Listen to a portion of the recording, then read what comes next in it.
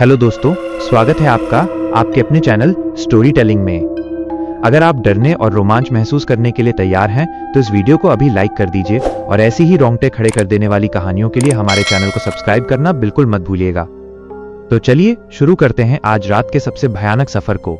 आंखें खुली रखिएगा। Begunkodar railway station, the untold horror, भाग 1, सन्नाटे का आगमन। परिचय। बंगाल का वीराना स्टेशन। साल था 1978। भारत के पश्चिम बंगाल राज्य के पुरुलिया जिले में एक छोटा एकांत रेलवे स्टेशन था, बेगुनकोदार। ये स्टेशन किसी भी अन्य छोटे स्टेशन जैसा ही दिखता था। एक साधारण सी ईंटों की इमारत, एक छोटा प्लेटफॉर्म और चारों ओर घनी अंधेरी झाड़ियां। लेकिन इस स्टेशन की ख्याति इसकी सुंदरता या उपयोगिता के कारण नहीं थी, बल्कि एक ऐसी डरावनी अफवाह के कारण थी जिसने पूरे इलाके को दहशत से भर रखा था। कहा जाता था कि बेगुनकोदार स्टेशन पर एक सफेद साड़ी वाली महिला का भूत भटकता है। यह कोई साधारण भूत नहीं था। यात्रियों ने दावा किया था कि उन्होंने उसे रात में पटरियों पर नाचते, अचानक ट्रेनों के सामने आते और यहां तक कि ट्रेन की खिड़की से यात्रियों को घूरते हुए देखा है। यह अफवाह इतनी मजबूत हो गई कि दिन के उजाले में भी स्टेशन मास्टर और रेलवे के कर्मचारी वहां जाने से डरते थे। कहानी शुरू होती है राजेश से, जो भारतीय रेलवे में एक युवा, उत्साही और तार्किक रूप से सोचने वाला अधिकारी था। राजेश विज्ञान और तर्क में विश्वास रखता था। उसके लिए यह भूत की कहानी केवल अंधविश्वास और ग्रामीण कल्पना का एक मिश्रण थी। उसे हाल ही में बेगुनकोदार का चार्ज लेने के लिए स्थानांतरित किया गया था, एक ऐसी पोस्ट जिसे हर कोई ठुकरा रहा था। सर, लोग इसे भूतिया स्टेशन कहते हैं। उसके दोस्त ने उसे कलकत्ता छोड़ने से पहले चेतावनी दी थी। राजेश हंसा था। भूत?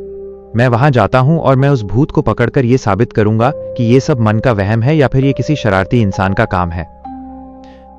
नई पोस्टिंग और पहली रात। अक्टूबर की एक धुंधली शाम को राजेश बेगुनकोदार पहुंचा। स्टेशन पर कदम रखते ही उसने एक अजीब सा सन्नाटा महसूस किया। यह आम ग्रामीण शांति नहीं थी, यह एक गहरा दमित सन्नाटा था, जैसे कि स्टेशन की दीवारें खुद कोई भयानक रहस्य छिपाए हुए हों।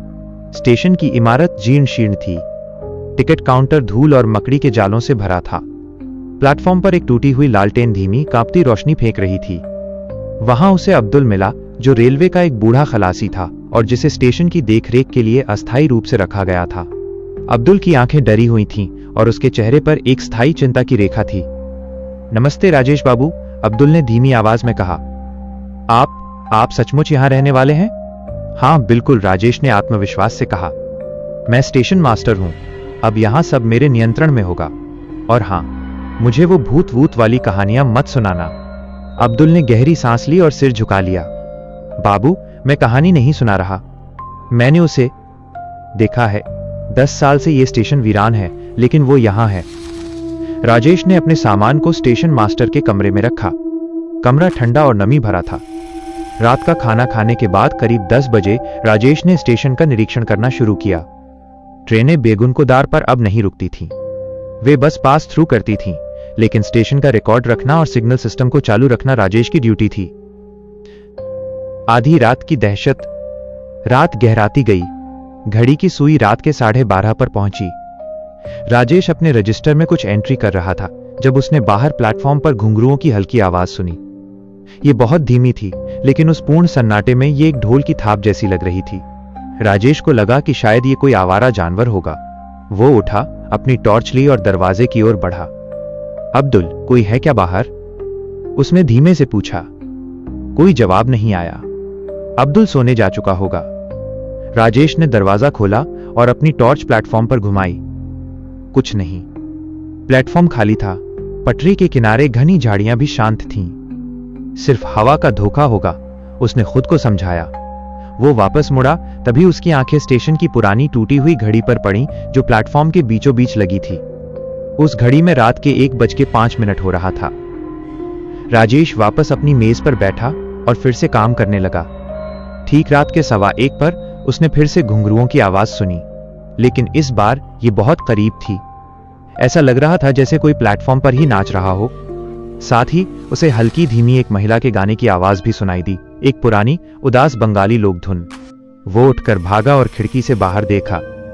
उसकी आंखें जो कुछ देख रही थीं, उसे उसके तर्क और विज्ञान में विश्वास को एक पल में चकनाचूर कर दिया। प्लेटफॉर्म के बीचों बीच टॉर्च की रोशनी में एक आकृति खड़ी थी। एक महिला। वो पूरी तरह से सफेद साड़ी पहने हुई थी। उसके बाल खुले और बिखरे हुए थे जो उसके चेहरे को ढके हुए थे। वो हवा में नहीं चल रही थी बल्कि हल्के से तैर रही थी। उसके पैरों में चांदी के घुंघरू थे जिनसे खन खन की आवाज आ रही थी। सबसे डरावनी बात यह थी कि उस महिला के पैर जमीन को छू नहीं रहे थे। राजेश का दिल जोर जोर से धड़कने लगा। उसका शरीर पसीने से भीग गया। उसने तुरंत टॉर्च बंद कर दी और कमरे के कोने में छिप गया। दृष्टि का आतंक, डर के मारे राजेश सांस भी नहीं ले पा रहा था। वो बस अपने कमरे के पतले लकड़ी के दरवाजे को घूर रहा था। संगीत अचानक बंद हो गया। घुंघरुओं की आवाज भी थम गई। पूर्ण सन्नाटा छा गया। फिर दरवाजे के ठीक बाहर एक धीमी खरोंच की आवाज आई। खर खर। ये ऐसा लग रहा था जैसे कोई अपनी लंबी उंगलियों के नाखूनों से लकड़ी के दरवाजे को कुरेद रहा हो। राजेश ने आंखें बंद कर लीं। वो खुद को बार बार याद दिला रहा था, ये सब मन का वहम है, ये सब मन का वहम है। फिर एक भयानक घटना हुई। दरवाजे के नीचे के छोटे से गैप से एक काली परछाई कमरे के फर्श पर रेंग कर अंदर आई। परछाई जो कुछ देर पहले महिला की थी, अब एक विकृत लंबी और पतली चीज में बदल गई थी जिसकी आंखें जलते हुए अंगारों की तरह चमक रही थीं। परछाई धीरे धीरे राजेश की ओर बढ़ने लगी। डर ने राजेश को लकवाग्रस्त कर दिया। वो हिल भी नहीं पा रहा था। जैसे ही वो भयानक परछाई राजेश से कुछ ही इंच दूर पहुंची, स्टेशन की पटरी पर एक ट्रेन के हॉर्न की दूर की आवाज गूंजी। जैसे ही ट्रेन की आवाज करीब आई, वो परछाई अचानक तेजी से वापस मुड़ी और दरवाजे के नीचे से सरक कर बाहर चली गई, जैसे कि उसे किसी चीज से जबरदस्त डर लगा हो। ट्रेन तेजी से बेगुनकोदार से गुजरी बिना रुके। उसकी प्रचंड आवाज और झटके ने स्टेशन के सन्नाटे को तोड़ दिया। जब सब शांत हो गया, तब राजेश ने हिम्मत करके दरवाजा खोला। स्टेशन खाली था। हवा में चमेली और सड़े हुए मांस की एक अजीब सी मिलीजुली गंध थी। राजेश ने दीवार पर टंगी कैलेंडर शीट फाड़ दी। अब उसे पता था कि यह कोई अंधविश्वास नहीं, बल्कि एक भयानक वास्तविकता थी, एक डरावना अतीत। अगली सुबह राजेश ने अब्दुल से बात की। उसने कल रात का पूरा वाकया बताया। अब्दुल की आंखों में आंसू थे। बाबू, अब आप मानते हैं, आप अकेले नहीं हैं। अब्दुल ने फिर उस भयानक कहानी का खुलासा किया जिसके कारण यह स्टेशन 10 साल से बंद पड़ा था। यह बात है 1967 की। अब्दुल ने शुरू किया। स्टेशन मास्टर थे नित्यानंद बाबू। वो एक अच्छे भले इंसान थे। उनकी एक बेटी थी जो उन्हें बहुत प्यारी थी। एक दिन एक लड़की ने ट्रेन के सामने कूदकर आत्महत्या कर ली थी।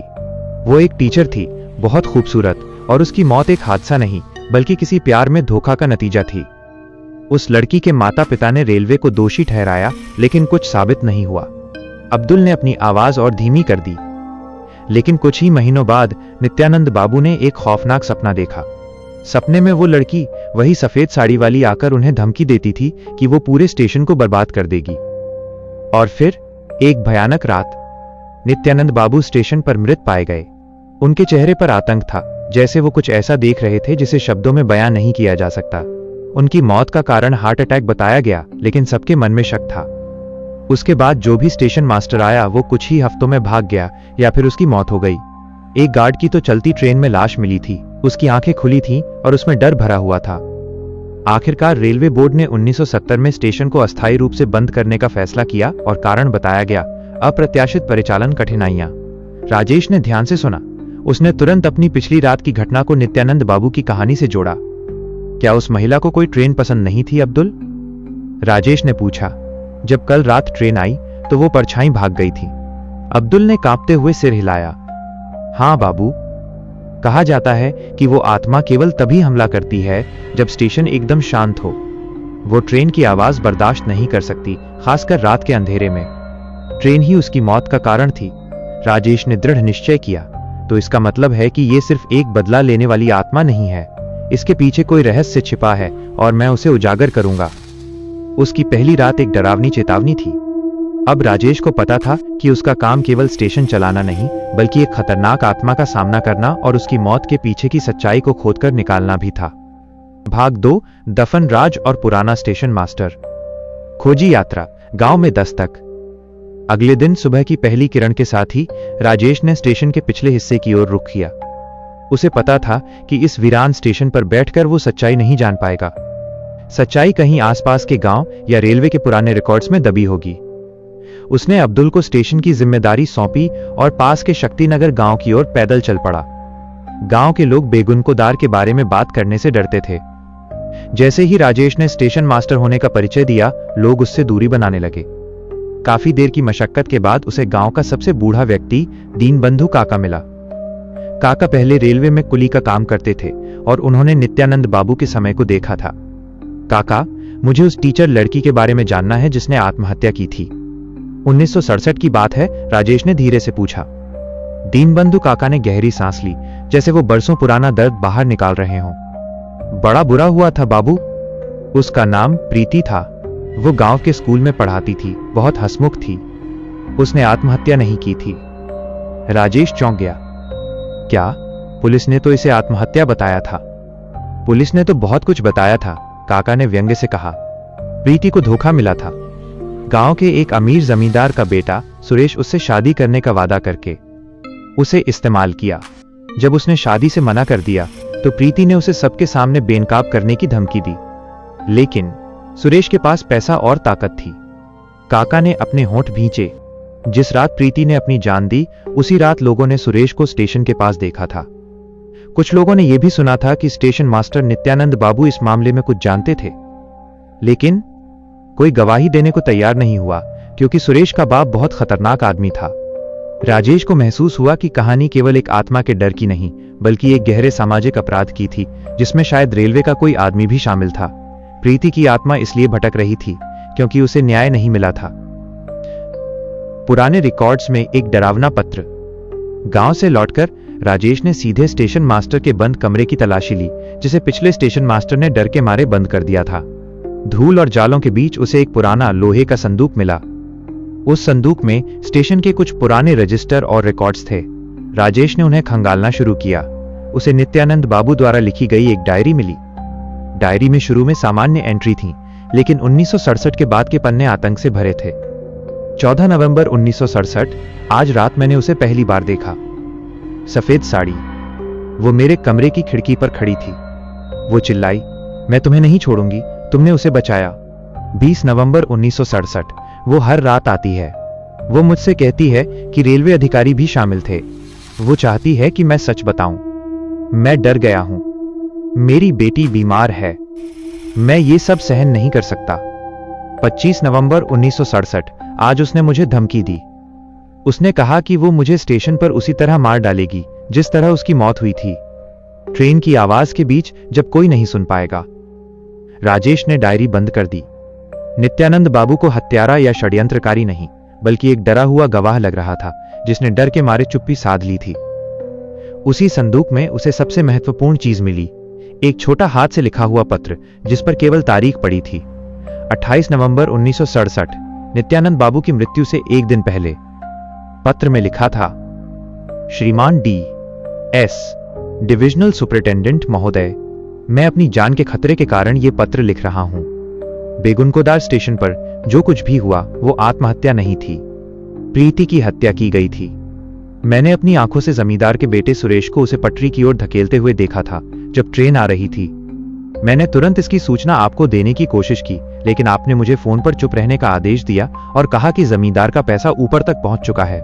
मेरी अंतरात्मा मुझे खाने लगी है, लेकिन अब मैं बोलूंगा।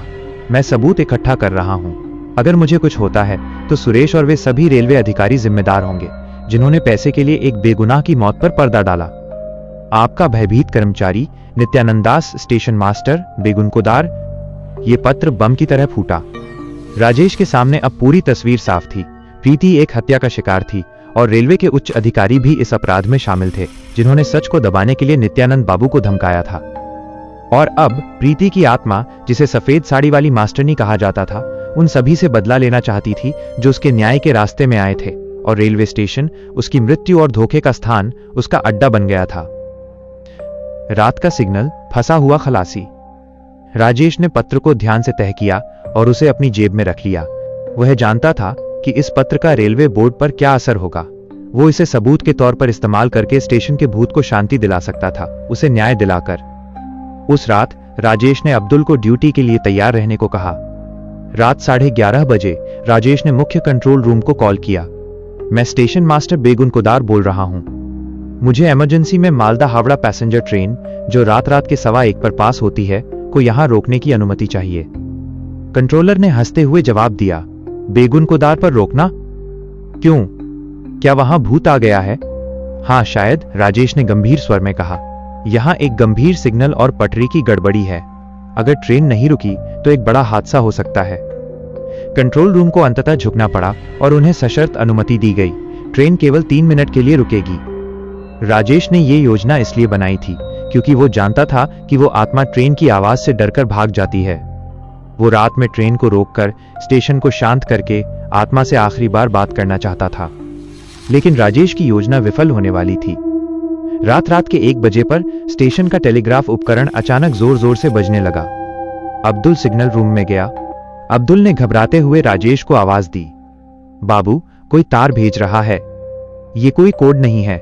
ये तार से निकलने वाले मोर्स कोड की आवाज एक लय में बदल गई थी, जो अब घुंघरुओं की ताल जैसी लग रही थी। अब्दुल की आंखें छत पर टिकी थीं। उसने कांपते हाथों से तार की मशीन को छुआ और फिर जोर से चीख पड़ा, बाबू, ये प्रीति है, वो मुझे सिग्नल दे रही है। जैसे ही राजेश ने दौड़कर कमरे में प्रवेश किया, उसने देखा कि अब्दुल की आंखें अब सफेद हो चुकी थीं। अब्दुल का शरीर एक झटके से पीछे की ओर मुड़ा और उसका चेहरा विकृत हो गया, जैसे उस पर किसी अदृश्य शक्ति ने कब्जा कर लिया हो। अब्दुल की जगह अब उस आवाज ने बात करना शुरू किया, जो गहरी सिसकती हुई और ठंड से भरी थी। अन्याय, यहां ट्रेन रुकेगी नहीं। जो रोकेगा वो मरेगा। वह आवाज एकदम से बंद हो गई। अब्दुल का शरीर जमीन पर गिरा, बेहोश। राजेश को समझ आ गया। आत्मा जानती थी कि वो ट्रेन को रोककर उसे न्याय दिलाना चाहता है। आत्मा को ट्रेन से नफरत थी क्योंकि ट्रेन की आवाज उसे डराती थी, लेकिन अब शायद वो अपने बदला लेने के रास्ते में किसी भी रुकावट को स्वीकार नहीं कर सकती थी। राजेश के पास अब सिर्फ 10 मिनट थे।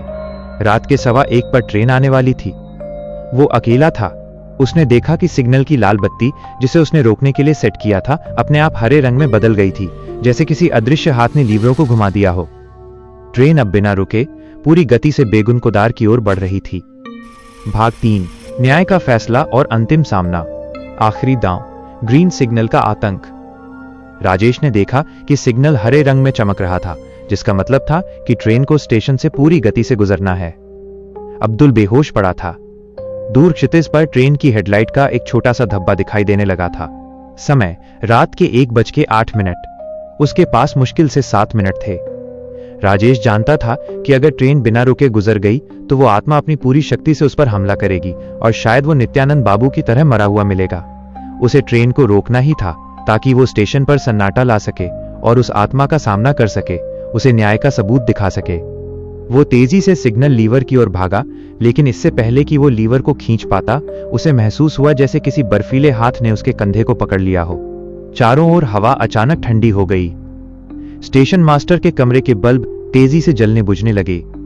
पीछे प्लेटफॉर्म पर सफेद साड़ी वाली मास्टरनी खड़ी थी। इस बार वो शांत नहीं थी। उसके चेहरे के बाल उड़ रहे थे और उसकी आंखें क्रोध की लालिमा से जल रही थीं। मत रोको, इसे जाने दो। यह शोर मुझे बचा लेता है और मैं न्याय से दूर रह जाती हूं। एक भयानक चीख, जिसमें कई महिलाओं की आवाजें घुली हुई थीं, हवा में गूंजी। तुम डरती हो, राजेश ने हिम्मत करके चिल्लाया। तुम डरती हो प्रीति, क्योंकि ट्रेन की आवाज तुम्हारे धोखे की याद दिलाती है। तुम तब शांत होती हो जब स्टेशन शांत होता है, और तुम तभी बदला ले सकती हो जब तुम स्टेशन को पूरी तरह वीरान कर दो। आत्मा जोर से हंसी। यह हंसी इतनी भयानक थी कि राजेश के कानों में दर्द होने लगा। मैं वीरान कर दूंगी। मैं सबको मार डालूंगी जिन्होंने मुझे अकेला छोड़ा। सबसे पहले तुम। आत्मा ने अपने हाथ हवा में उठाए। प्लेटफॉर्म की सारी खिड़कियां एक साथ चूर चूर हो गईं। टूटे हुए शीशे हवा में उड़कर राजेश की ओर किसी धारदार हथियार की तरह बढ़े। राजेश जमीन पर लेट गया और शीशे उसके ऊपर से निकल गए, प्लेटफॉर्म की दीवारों में धंस गए। वो जानता था कि अब उसके पास बहस करने का समय नहीं है। उसका एकमात्र हथियार नित्यानंद बाबू का पत्र था। वो दौड़ा सीधे सिग्नल लीवर के पास। आत्मा तेजी से उसकी ओर बढ़ी। उसका इरादा साफ था, राजेश को पटरियों पर फेंक देना, ठीक उसी तरह जैसे उसकी मौत हुई थी। ट्रेन रुक गई। सन्नाटा और सामना। समय रात के 1:14। ट्रेन का हान अब बहुत नजदीक था। अंतिम क्षणों में जैसे ही आत्मा राजेश को पकड़ने वाली थी, राजेश ने पूरी ताकत से सिग्नल का लीवर अपनी ओर खींचा। कड़र्रर्रर्र। हरा सिग्नल तुरंत लाल हो गया। ट्रेन के ड्राइवर ने अचानक लाल बत्ती देखी और इमरजेंसी ब्रेक लगाए, हवा में लोहे की रगड़ाहट की भयानक आवाज गूंजी। शशश। ट्रेन एक भीषण चीख के साथ बेगुनकोदार प्लेटफॉर्म से कुछ फीट पहले रुक गई। ट्रेन की आवाज थम गई। इंजन का सन्नाटा छा गया। बेगुनकोदार स्टेशन पर एक गहरा, भयावह सन्नाटा छा गया जो केवल आधी रात को ही महसूस किया जा सकता था। और इसी सन्नाटे में प्रीति की आत्मा की शक्ति अचानक कई गुना बढ़ गई। वो एक तूफान की तरह राजेश की ओर आई। इस बार वो अब एक सफेद साड़ी वाली महिला नहीं, बल्कि एक विकृत गुस्से से भरी छाया थी जिसके चेहरे पर दर्द और छल का भाव स्पष्ट था। वो चिल्लाई, तुमने मुझे रोका, अब मैं तुम्हें शांत कर दूंगी, हमेशा के लिए। उसने राजेश का गला पकड़ लिया। राजेश को महसूस हुआ जैसे उसका जीवन उसकी सांसों से बाहर खींचा जा रहा हो। राजेश ने अपनी जेब में पड़े पत्र को मुश्किल से बाहर निकाला। उसने कांपते हाथों से वो पत्र आत्मा के सामने लहराया। प्रीति, रुको, मैं तुम्हें न्याय दिलाने आया हूं। नित्यानंद बाबू ने तुम्हारे कातिल का नाम लिखा था। आत्मा का हाथ जो राजेश का गला दबा रहा था शिथिल पड़ गया। उसकी जलती हुई आंखें उस पुराने पीले पड़ चुके कागज पर टिक गईं। झूठ, आत्मा फुसफुसाई। सबने झूठ बोला। रेलवे ने, नित्यानंद ने भी झूठ बोला। नहीं, उसने नहीं बोला, राजेश ने हांफते हुए कहा। वो डर गया था, लेकिन मरने से पहले उसने सच लिखा। जमींदार का बेटा सुरेश और रेलवे के उच्च अधिकारी जो पैसे खाकर चुप रहे। ये देखो, ये उसका आखिरी बयान है। राजेश ने पत्र को जमीन पर गिरा दिया। प्रीति की आत्मा कागज के ऊपर झुक गई। जैसे ही उसने पत्र को छुआ, पत्र से एक तेज सुनहरी रोशनी निकली। आत्मा ने पत्र को पढ़ा। उसके विकृत चेहरे पर जहां पहले सिर्फ क्रोध था, अब अविश्वसनीय पीड़ा और स्वीकृति का भाव छा गया। सच, उसने सच लिखा था। उन्होंने मुझे धोखा दिया। सबने। न्याय की शांति, आत्मा का प्रस्थान। प्रीति की आत्मा हवा में घूमने लगी। वो अब गुस्से में नहीं थी, बल्कि गहरे दुख में थी। उस पत्र ने दशकों पुराने झूठ का पर्दाफाश कर दिया था। ट्रेन के अंदर से ड्राइवर और गार्ड अब जिज्ञासावश स्टेशन की ओर आ रहे थे कि अचानक ब्रेक क्यों लगाए गए। तभी प्रीति की आत्मा ने अपनी अंतिम बात कही। ये आवाज अब चीख नहीं थी, बल्कि एक पुरानी थकी हुई लड़की की आवाज थी। न्याय, मेरे हत्यारे को सजा मिलनी चाहिए। और वे अधिकारी जिन्होंने मेरे दर्द को बेचा, उन्हें भी। मैं वादा करता हूं, राजेश ने पूरी ईमानदारी से कहा। इस सबूत के साथ मैं तुम्हारे कातिल और उन्हें बचाने वालों को जेल भिजवाऊंगा। ये स्टेशन अब बंद नहीं रहेगा। ये स्टेशन अब तुम्हारे न्याय का गवाह बनेगा। जैसे ही राजेश ने ये शब्द कहे, प्रीति की आत्मा ने एक गहरी अंतिम सांस ली। वो सफेद साड़ी वाली आकृति धीरे धीरे हवा में घुलने लगी। घुंघरुओं की वो भयानक खन खन की आवाज एक मधुर शांत धुन में बदल गई और फिर पूरी तरह से विलुप्त हो गई। चारों ओर की बर्फीली ठंड चली गई। स्टेशन मास्टर के कमरे के बल्ब सामान्य रूप से जलने लगे। स्टेशन पर अब केवल ट्रेन के इंजन की धीमी हमिंग और गहरी रात का सन्नाटा था। बेगुनकोदार मुक्त हो चुका था। उपसंहार, नई शुरुआत। सुबह होने तक रेलवे पुलिस और उच्च अधिकारियों को बुलाया गया।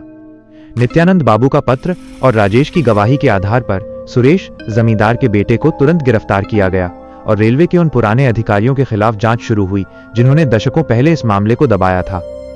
बेगुनकोदार स्टेशन पर लगे दशकों के अभिशाप का अंत हो गया था। राजेश बेगुनकोदार का स्टेशन मास्टर बना रहा। कुछ ही महीनों में स्टेशन को पूरी तरह से फिर से चालू कर दिया गया। ट्रेनों ने वहां फिर से रुकना शुरू कर दिया। स्टेशन पर दिन भर चहल पहल रहती थी। राजेश ने जानबूझकर प्लेटफॉर्म पर एक छोटा सा पीपल का पौधा लगाया। वो जानता था कि इस जगह को अब भूतिया नहीं, बल्कि न्याय का स्टेशन कहा जाना चाहिए। बेगुनकोदार रेलवे स्टेशन का रहस्य, जहां एक निर्दोष आत्मा न्याय के लिए भटकती थी, हमेशा के लिए रेलवे के इतिहास में दर्ज हो गया।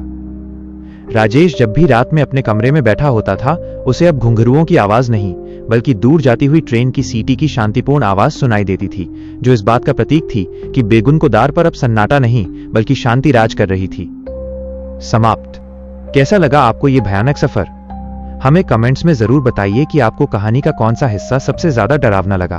अगर आपके रोंगटे खड़े हुए हों तो इस वीडियो को लाइक करें और ऐसी ही अनसुनी, रहस्यमय और डरावनी कहानियों के लिए अपने चैनल स्टोरी टेलिंग को सब्सक्राइब करके बेल आइकॉन दबाना बिल्कुल न भूलें।